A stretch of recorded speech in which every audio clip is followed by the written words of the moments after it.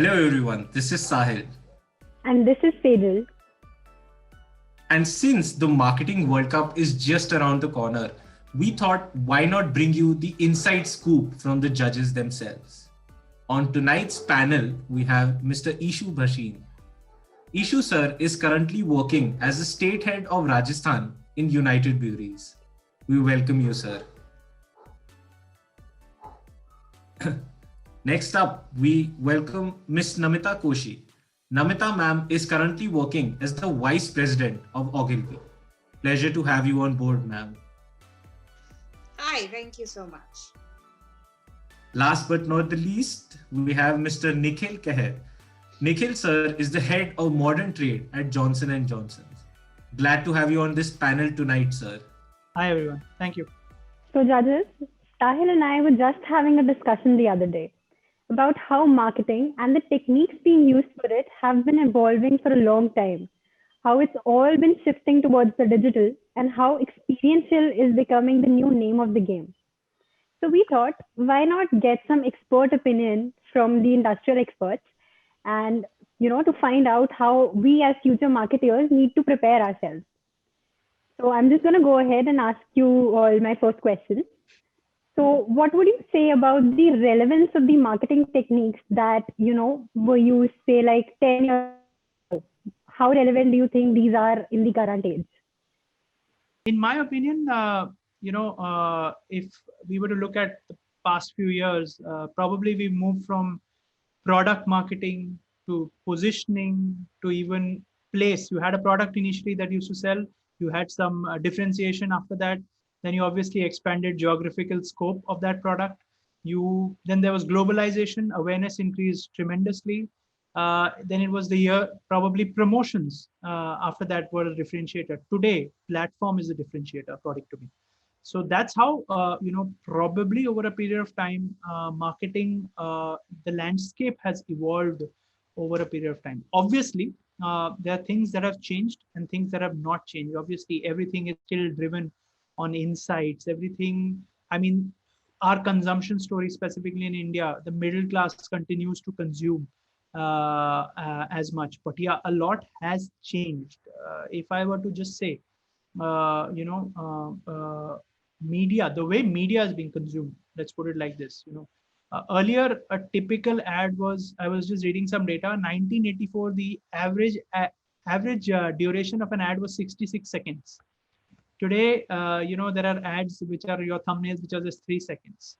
You can understand the complexity that there is. I mean, the time span, and I can see Namita smiling probably from the various client meetings that have happened and the various feedbacks that she has received on communication. She would be privy to something like this. Second thing is, if I were to say, I mean, just think about it. 2020, again, that I was reading, 2000, the year 2000, the average time span that a human brain had for anything was about 20 seconds. Right now, it's at about 8 seconds. So everything, I mean, it's all scientifically led, if I may say, which is bringing that change.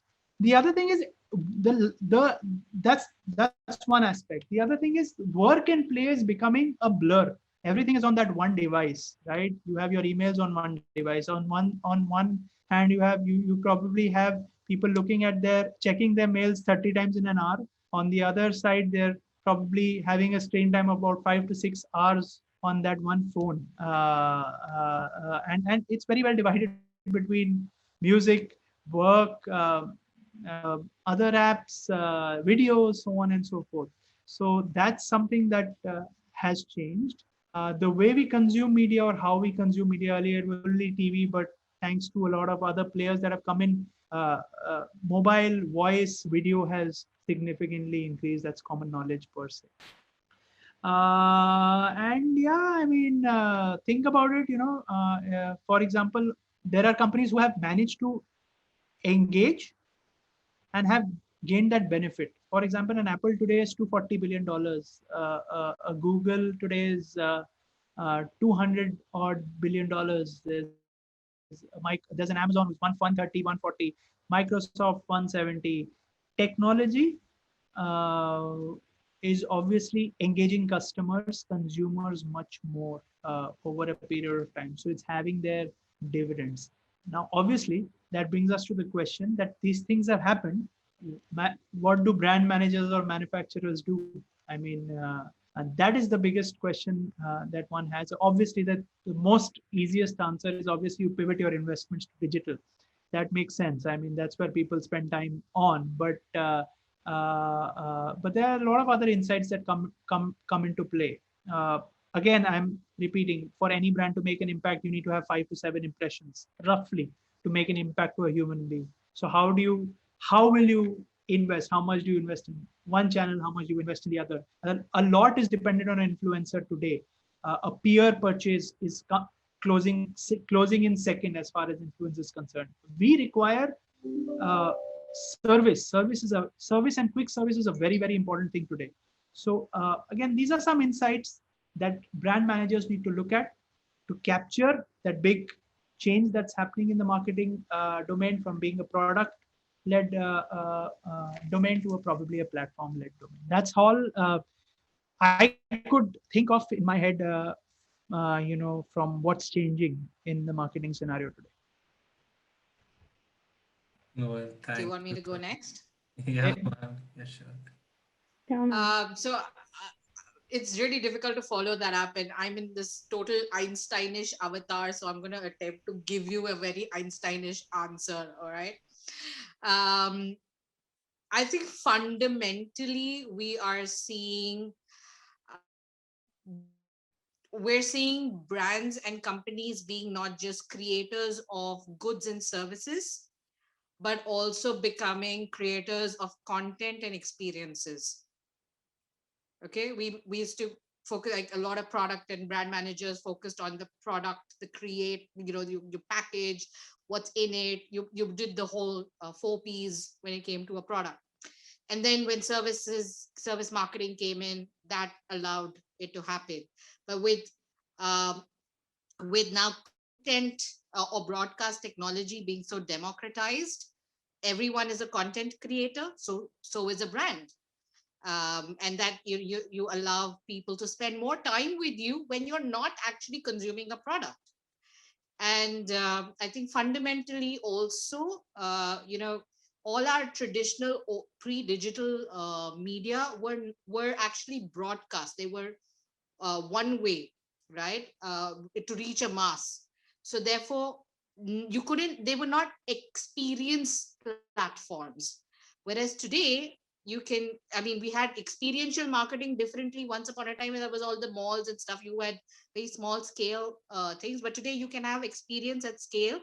And honestly, experience is one of the methods, like storytelling is one of the methods of persuasion and information exchange. So I think that's a very big and huge shift, that companies are becoming, not just creators of goods and services, but also creators of products, of content and experiences.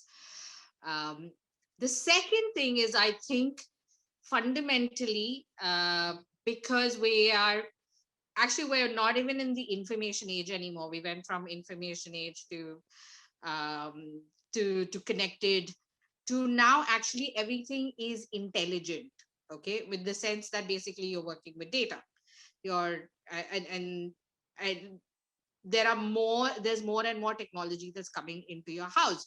So actually, if you look at it, the competition for ideas in terms of solutions is much more in the market today. And you're not the only few players. Entire new categories can form with the new technology. Like when blockchain takes off, the way that industries collaborate and players collaborate is going to change. Supply chain management will change. So uh, what I'm coming to is that ideas once upon a time were the novelty, the space of competitiveness. Now it is hygiene, is what I feel. um, and I think one more part, that I want to highlight is, um, brand building was essentially a psychological uh, thing once upon a time. It is also about being a physical solution. Okay, now let me elaborate a little bit. Uh, when you make a product, yes, you're, like Vim or anything else, you're basically, you've created one product, but you're trying to reposition that product in different audiences, psyches, and depending on where they are at that point of time. But today you can, with different physics, with different materials, with different focuses, you can now make, or you can now be that one same product for different audiences, different psyches, and different products. So Mama Earth, for example, is a fantastic uh, example of that.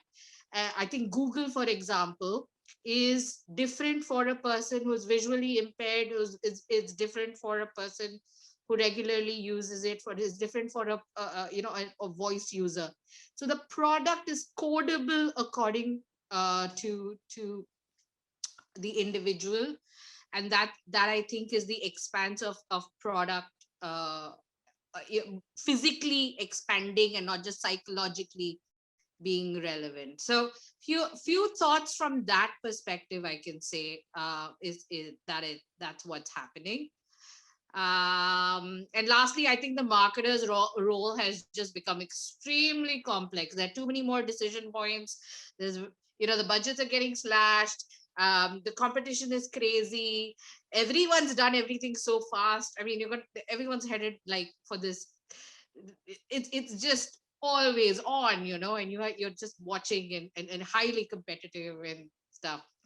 Yeah. And lastly, I think the whole circular economy part of it, that businesses were once upon a time financial performance, always, checking to see financially, but marketers have now taken on that responsibility to be just more than financial performance, but also that, is my business circular? Am I giving back to the earth? Am I being community sustainable? So that's a growing trend in marketing. So these are my Einsteinish answers. I hope that made sense. Yes, ma'am, that made a lot of sense. Thank you. Made a lot of sense, ma'am. So we'd come to you now. Yeah, sure. So I think most of the things have been spoken about in terms of the overall dimensions that both the expert panelists have given. So I would just like to take guys to little back in terms of, so my approach towards understanding the new market is like what used to happen 10 years back, what happened recently, and what may happen in the future. If we talk about 5, 6, 10 years, we used to do scenario plannings. So a scenario planning was something wherein we used to look at pros and cons of each of the, or a calibrated evaluation of any problem based on the inputs that were given, and then probably devise some strategies or objectives to drive the execution. So that was something which was very predictable in terms of whatever scenarios I have created for myself. Then COVID happened. So COVID, with the COVID thing, everything went haywire. People were not even able to get down on what numbers they were crunching 2 days back, and how the things will shape up in the future, which was highly uncertain. So looking at that, because no one was prepared for this ever. There was no scientific backup, there was no data, there was nothing in terms of research engine that I could run, or an SEO or search optimization I could do, where I could find out that what's gonna be the output if I do this at the moment. So all these things challenged the human race, I would say, to the maximum extent, whether it is in terms of healthcare, whether it is in terms of marketing, whether it is in terms of I would say corporate affairs, or even your local policing and the administrative staff of the country as a whole. So that's something which challenged everyone to the extreme limits. And now when people have looked upon that, what has happened, how the human race or people have, or the society has responded to that, it has become an important pivotal point to go or understand the future when something like this reoccurs. everyone will pray rather something like this should not come again, because it impacts lives as livelihoods as well as businesses all across the world. But obviously, everyone is now aware of something like this could happen. So when I talk about marketers now, so my understanding of the market is that earlier what we used to do is we used to sell to a consumer.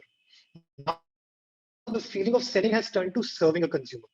So that aspect of being empathetic to the consumer is more important to going forward, to make sure that the consumers are engaged with you, what Nikhil mentioned.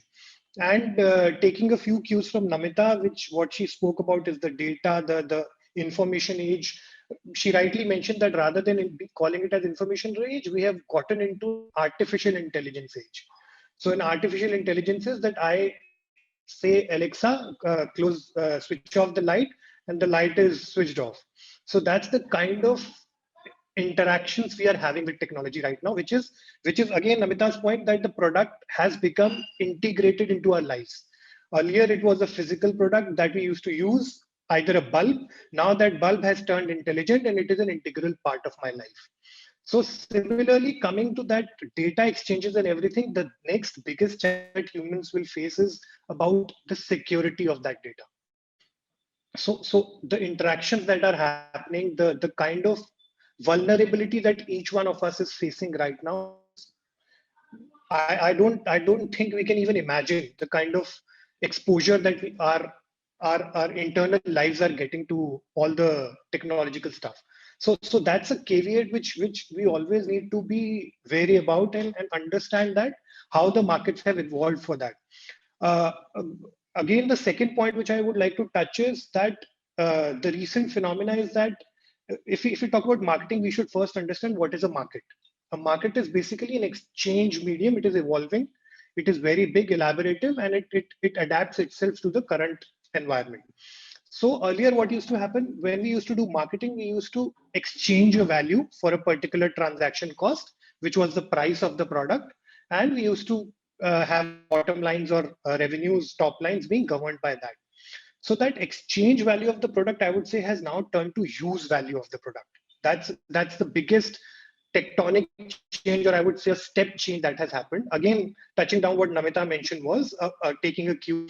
A use value is something, for example, if I may give an example, is that we can have swanky cars being produced, being manufactured, but if there are no rules and regulations by the government, if there are no uh,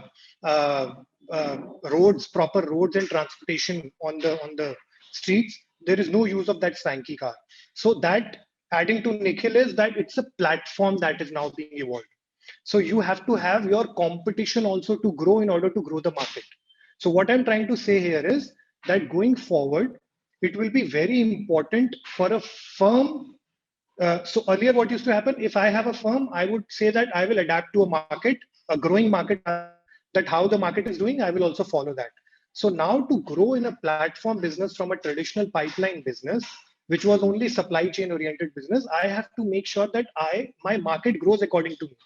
So how will that happen? I think this is a little complex and a little jargonized version of a market, but yes, it is very simplistic to understand in a manner that we need to adapt in a comprehensive ecosystem where all the people, whether it is my competitor, whether it is my supplier, whether it is me being producer or a consumer, all have to collaborate. So again, giving a very simple example of this is, if we it would be very silly for me to ask that you guys have been shopping on Amazon. So that's something which is very common. But if I may ask you that how many of you give reviews on Amazon for the products that you purchase, that would be a very handful of people. But understand from the point of view of a platform being developed, if Amazon is having a review based system, it is enabling hundreds of new prospective buyers through me or you by giving a small review or a feedback on a product. So that's the power of ecosystem or a platform that is being emerged, or being emerging right now. So that has to be taken into account for doing any business, and it will be at the cost of, obviously at the cost of, when new business is coming, it will be at the cost of my growth being suspended for a particular period of time. So there will always be a trade-off between my revenues and my reach. So if I want to increase customer base, it means that I have to grow consumers at the cost of content. Again, Namita touched upon that the content has to be the king. So content will be the king for sure going forward. And there will always be a trade-off that whether you should be content driven in terms of increasing your consumer reach, or whether you have to ensure that you have to expand and grow the revenue in terms of the overall market capturing. So which I think will definitely map our future marketing understanding of the new world. So that's from my side. Sir, I could really empathize with the point of, consume moving from a product to a service. I mean, I truly feel that. And one more thing, when you said Alexa, even my Alexa went up. So I was like, what's going on? But sir, that brings me to a follow-up question. So since marketing techniques have evolved and the market has evolved, has the brainstorming process of thinking about which metrics to target, or should we go for content, or should we go for something else? So has that also the process also involved? So if you ask me, see, there is not a straightforward answer for this question, to be very frank. See, the fundamentals of marketing will always remain. So the product being an integral part of the overall story that you are selling to the consumer will always remain. You can't just take out the product and say that I am getting you a new story which is without the product, and you just use it and you will love it. So unless and until the core fundamentals of marketing, whether it is the 4 Ps or whether it is the right pricing, the right product mix, the right consumer or the TG, which is the most important, that whom I am targeting to, unless all these things are researched, unbiased, in an unbiased manner, I don't think any marketing strategy would be good to go. But yes, you are right in terms of the strategizing process and in terms of the process. Many things have evolved. That, like what I said, is today if I'm an owner of Amazon or a MedLife or any for say any common platform which serves as a service provider or an aggregator, I would not think about my competition first. Earlier, what was happening is it was a market share grabbing technique. So I have a 18. So for example, taking a mobile brand or Apple, I have an 18-month product life cycle. After 18 months, the product will be out of the market and I have to have a new product. Churning products as a commercial, from a commercial angle, which was highly capitalized. मुझे पता था कि I have to make sure that एक साल के बाद ये product की value नहीं रहेगी. I have to make efficient supply chains. I have to make sure that my people are ready enough to handle the load that comes to them in terms of the season or a festival time. That thinking obviously will change now because the overall buying period has over multiple occasions. Earlier, it was only once. So if you see again Amazon sale, how it comes in the month October, it comes in the month of November, it comes in the month of a New Year, it will come in March also, it will come in August also. So the marketers are giving more occasions for consumers to purchase. So that has the shift in the thought process of a marketer now. So they are creating more and more experiences, evolving occasions, so that the consumer have an engagement with them and they get the right timing to sell their product or service. Thank you, sir. I would also like to go ahead and ask Nikhil sir and Namita ma'am what are their views about this. So very similar. I would also say, see, frankly speaking, I'll pick points from both Namita and Ishu on this one. If you're asking me, has the brainstorming technique changed? I would say the techniques I don't think have changed. The volume of stuff that they have to do has tremendously increased.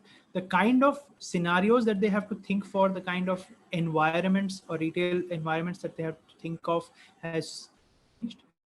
Secondly, it depends on who you are also. Today, uh, uh, you know, uh, a company which has a has got a very strong market share in a certain category, everyone is also thinking about what the smaller guys are doing, because social media or media has become an equalizer. A big guy becomes small on social media and a small guy becomes big on social media. So it's an equalizer. So there's a lot of volume of activity that's happening. There's a lot of stance that has changed because of this platform generation. A market leader in traditional trade may have to think as a challenger in in another environment, in another platform.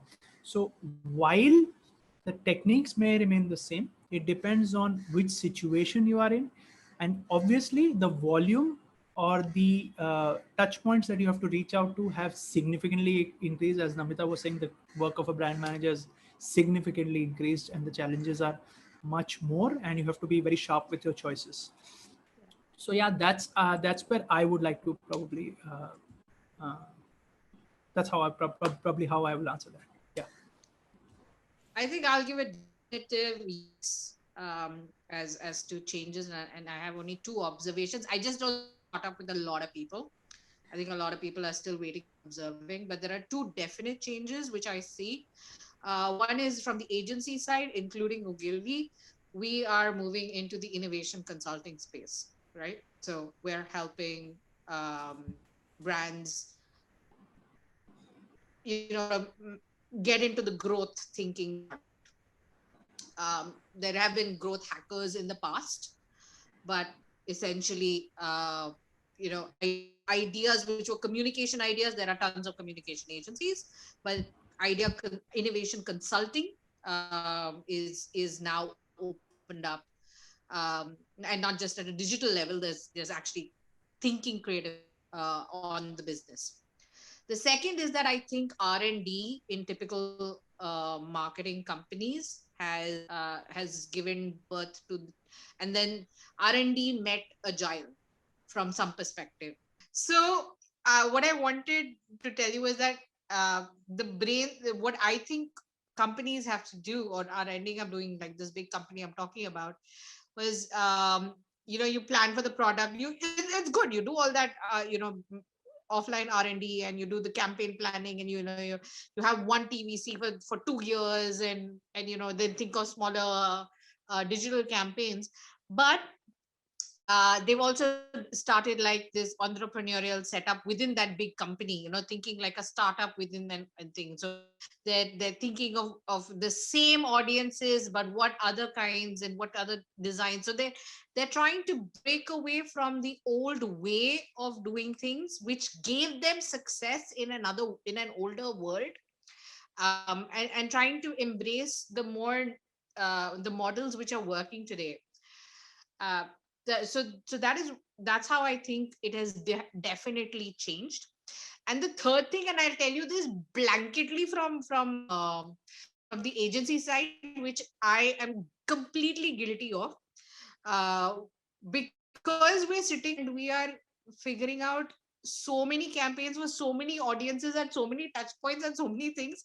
The homework of understanding audiences the traditional way, like do a research, go spend time in their house, has all gone out the window. Today you are stalking people on Facebook and Instagram. You are checking Facebook audience research instead of talking to people directly. You are looking at your cousins and stuff like that, which is, like I said, I'm completely guilty about all of these things, right? Most of it shouldn't be the case, but unfortunately when you are running from every angle and corner, and into the next step, because people are just catching up with you. Not just catching up with you, you have to catch up with the next person also. So yeah, so I think Google is a wonderful thing for people who are working on strategies for anyone. So that's changed. You can literally, if you've done enough of campaigns, you can literally, I feel like, crack a campaign now with the right Googling techniques versus the right researching techniques. Oh, thank you, ma'am. Thank you so much. Sejal, you want to go ahead? Yeah, sure. I'm pretty sure you've all given our viewers a whole lot to think about. I mean, I think I think I speak for Sahil and me both that we're going to be walking out of here with a whole lot of insights and a whole lot of things to work on, to finally make our entry into the corporate world.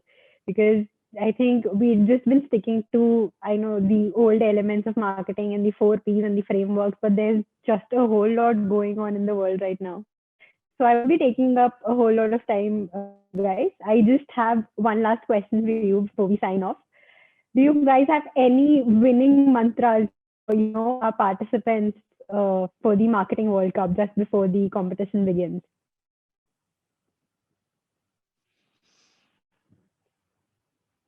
Okay, So from winning my mantras. side, Yeah, go for it. yeah. So what I would like to say is from my side, the only mantra is that better your timing. So that's the key in this disruptive age because people are intelligent. There are herds of minds working for the same or share of whatever voice I would say in the right context. And the better the timing, the better the result in terms of the output that you get. So that's why my 1 point mantra for life. Yeah. I'll go. Be original, right? I think original are what open up markets and for which you need to do your homework on people, not this googly kind of homework that I told you, but actual psychological understanding of people. And original risks are basically where creativity thrives. So if without that, then you're running a process.